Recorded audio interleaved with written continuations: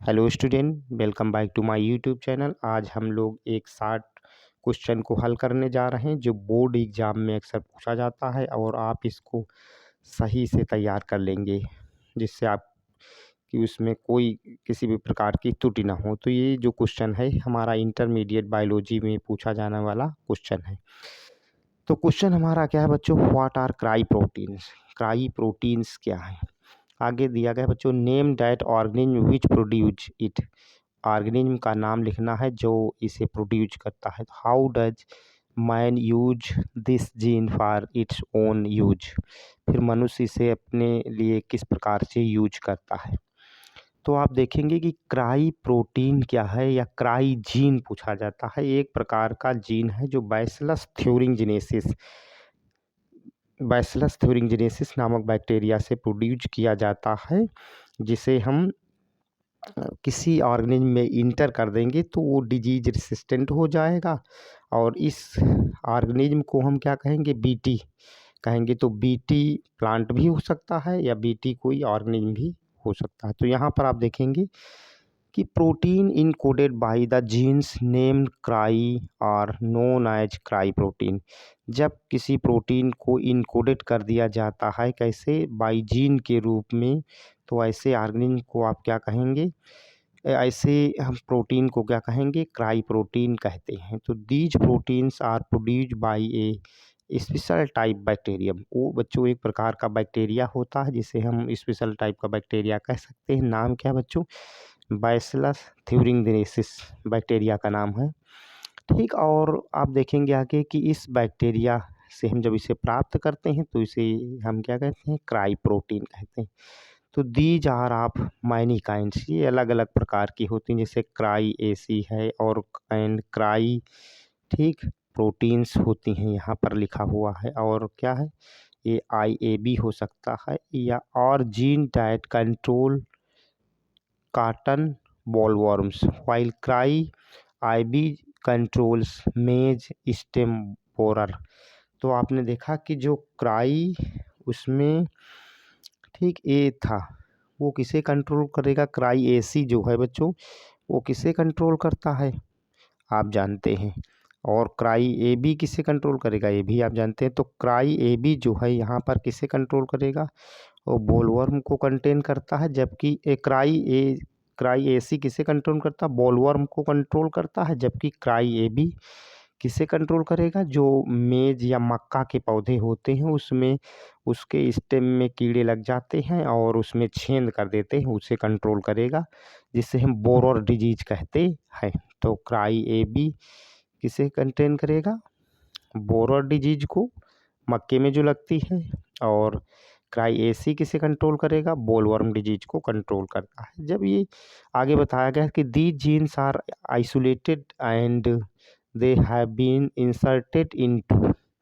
अब ये जीन क्या करा किए जाते हैं, आइसोलेट कर लिए जाते हैं, इसके बाद इन्हें इंसर्ट कर दिया जाता है या प्रवेश कर दिया जाता है किसी भी दूसरे ऑर्गेनिज्म में।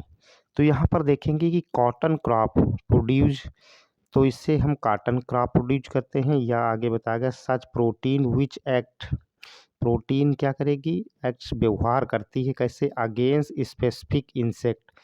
तो ये जो स्पेसिफिक डिजीज रेसिस्टेंट हो जाती हैं या इंसेक्ट रेसिस्टेंट हो जाती हैं। इसमें जो एग्जाम्पल दिया गया है जो बर्डवर्म है और इसका नाम क्या है, लिपिडोप्टेरॉन।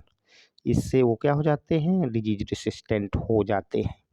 अगला हम इसमें क्वेश्चन पूछा जाता है या शॉर्ट नोट्स में पूछा जाता है बायोपायरेसी, तो उसको एक्सप्लेन करने जा रहे हैं बच्चों।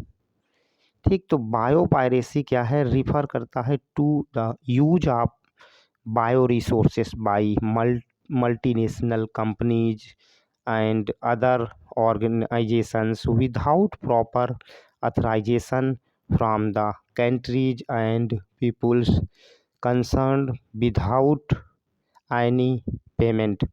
तो आप जानते हैं कि बायो पायरेसी हम उसे रिफ़र करते हैं कि जिसमें बायो रिसोर्स का यूज किया जाता है और इस बायो रिसोर्स का जो मल्टीनेशनल कंपनियां होती हैं वो क्या करती हैं, या बड़े बड़े जो संगठन होते हैं या ऑर्गेनाइजेशन कहते हैं, वो किसी भी प्रॉपर ऑथराइजेशन नहीं करते हैं और किसी भी देश की या किसी भी कंट्री का वो उस देश के लोगों के ठीक बिना अनुमति के क्या करते हैं, उसे यूज करने लगते हैं। तो इसी को हम क्या कहते हैं, बायो पायरेसी कहते हैं। तो इसमें अगर वो देश से ना तो अनुमति लेते हैं और ना ही कोई पेमेंट ही अदा करते हैं और खुद उसे यूज करते हैं और प्राकृतिक रिसोर्सों का दोहन करने लगते हैं।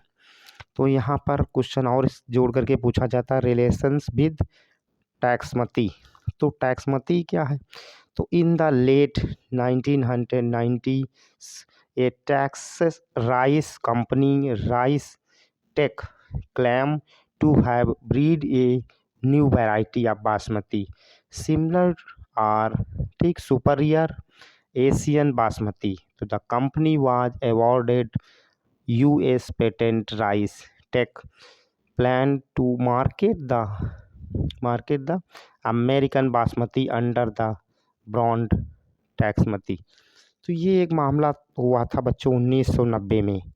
उसमें एक टैक्स राइस कंपनी है जो क्या करती है, राइस टैग के ऊपर क्लेम करती है और क्लेम करती है तो वहाँ पर पता चलता है कि जो राइस की न्यू वैरायटी डेवलप की गई है जिसका नाम बासमती है, ये एशिया महाद्वीप में एक सुपीरियर वैरायटी ग्रो होती है बासमती, उसी जैसी है। और ये कंपनी क्या करती है, अवॉर्डेड करती है किसे, पेटेंट को, किसे, राइस टेक प्लान के नाम से मार्केट में उतारती है और इस पर वो अपना दावा ठोकती है कि ये हमारा चावल है। लेकिन ये एशिया महाद्वीप में भारत पाकिस्तान में उगाया जाने वाला बासमती है। तो इस पर वो क्या करती है, जो क्लेम होता है वो उस पे अमेरिकन कंपनी हार जाती है और ये भारत का जो हमने बताया था गोल्डन राइस, ठीक, एक बासमती चावल है जो कि हमारे देश का है और वो क्लेम करती है भारतीय कंपनी। तो वो क्या करती है, अमेरिका की कंपनी इस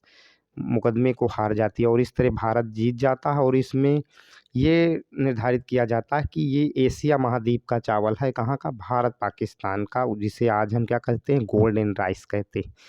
तो बच्चों ये वीडियो तैयार कर लेना और ठीक तैयार करके आपस में इसे डिस्कस भी कर लेना जिससे आपकी अच्छी तैयारी हो जाए और एग्ज़ाम में क्वेश्चन आने पर कोई त्रुटि ना हो। मिलते हैं नेक्स्ट वीडियो में।